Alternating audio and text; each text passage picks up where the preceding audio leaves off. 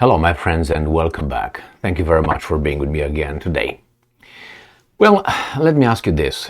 If a police officer stops you, a traffic stop, and wants to check your car for heroin or cocaine possession, and you look at him and you see that he's got heroin here, some powder, and when he gets something from his pocket, he got a lot of little bags of heroin over there.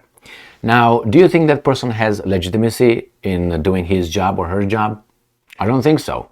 And then he's going to lecture you how you should not use, how you should, stay out of drugs and all that, after he or she already used that kind of stuff.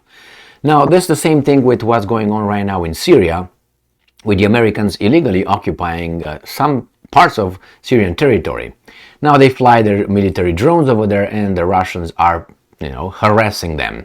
And it's the same thing, you are over there illegally, and you tell us in Ukraine that we are breaking the international law over there. Now, violating it.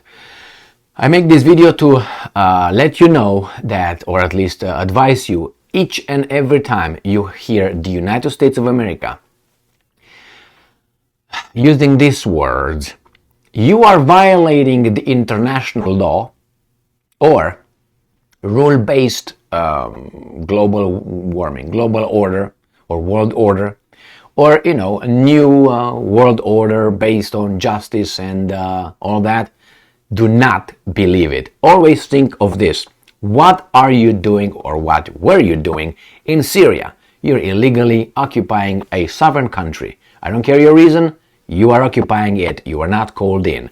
So let me show you an article here where you can always use, and this is related to the new Russian harassment of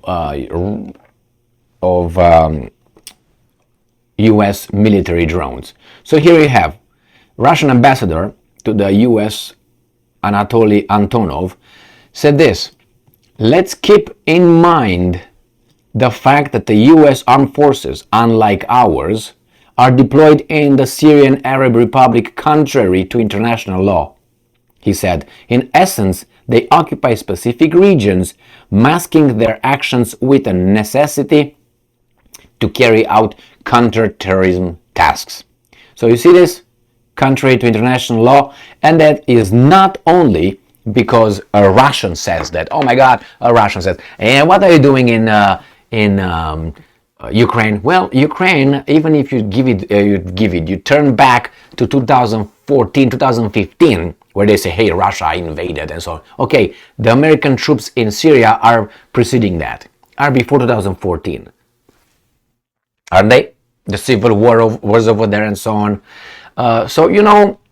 Again, it doesn't matter that two wrongs make it right, but in this case, every time you're gonna hear United States pointing their finger at anybody, good or bad, anybody, clean your backyard first, okay? And then you come and tell us, hey, you know what? You should do this, you should that. Don't stop lecturing everyone. Stop lecturing. A lot of countries are actually copying what has been done by the United States already. They say, hey, the Russians are using this, hey, the Russians are using that. The United States, for instance, used napalm in Vietnam. The United States lied in the Gulf of Tonkin. I'm talking about the government. They invaded countries with their pretexts that are like flimsy and so on.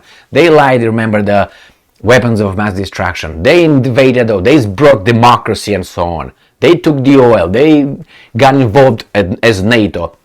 They bombarded Yugoslavia again, violating international law. It was no mandate for NATO, the defensive alliance, to bombard the sovereign independent country of Yugoslavia.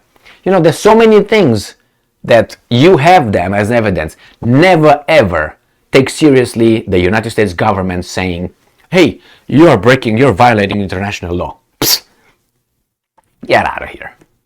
Thank you very much. It's like a druggie telling you, hey, you are becoming an alcoholic. You're drinking some beer now. It's 4th of July, mofo. Look at you. Woo-hoo. Yeah, okay. Thank you very much for being with me again today. Stay strong, stay smart, look for the truth, and be just.